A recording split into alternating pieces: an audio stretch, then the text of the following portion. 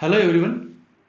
आज अपन NORCET AIIMS nursing officer recruitment common eligibility test जो कि एम्स के द्वारा कराया जाता है, इसके एग्जाम के पैटर्न के बारे में बात करेंगे और इसके साथ ही साथ नोरसेट का जो सिलेबस है, किस किस सब्जेक्ट से कितना कितना वेटेज होता है, उसके बारे में अपन डिस्कस करेंगे। सबसे पहले बात करते हैं एग्जाम पैटर्न के बारे में। नोरसेट के एग्जाम के अंदर 200 क्वेश्चंस आते हैं टोटल, जिनमें से 180 क्वेश्चंस होते हैं जो अपने सब्जेक्ट के होते हैं और जो 20 क्वेश्चन होते हैं वो अदर होते हैं। मींस 180 क्वेश्चन है वो नर्सिंग से रिलेटेड होते हैं और जो 20 क्वेश्चन है वो अदर सब्जेक्ट से रिलेटेड होते हैं। ओके, इसके अलावा 3 घंटे का पेपर होता है। 3 घंटे के अंदर आपको 200 क्वेश्चंस अटेंड करने होते हैं और इसके अंदर 1/3 की नेगेटिव मार्किंग होती है।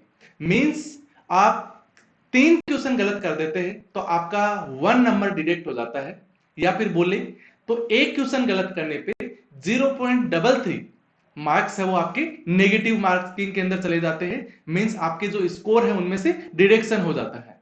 ओके, इसके बाद अब बात करेंगे अपन इसके सिलेबस की, कि जो नोरसेट की एग्जाम होती है इसका सिलेबस क्या रहता है। जबकि अपन ने पहले ही बात कर चुके हैं कि नर्सिंग के इसके अंदर 180 क्वेश्चंस होते हैं, जिनमें से अपने फर्स्ट ईयर से लेके फोर्थ ईयर तक जो बीएससी नर्सिंग के जो कैंडिडेट होते हैं वो 20 क्रॉस सब्जेक्ट पढ़ते हैं।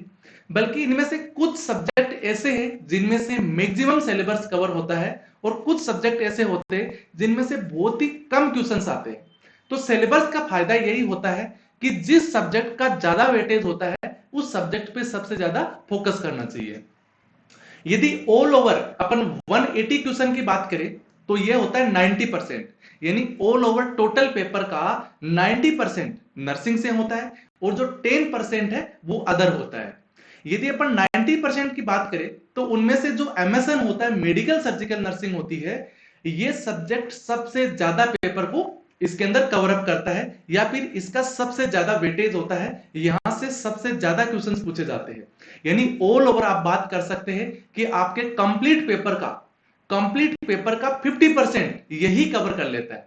इसका एवरेजली अपन बात करें तो 40 से 45% जो क्वेश्चंस होते हैं कंप्लीट पेपर के 180 क्वेश्चन में से 40 से 45% है वो किस में से आते हैं, एमएसएन में से, यानी मेडिकल सर्जिकल नर्सिंग में से आते हैं।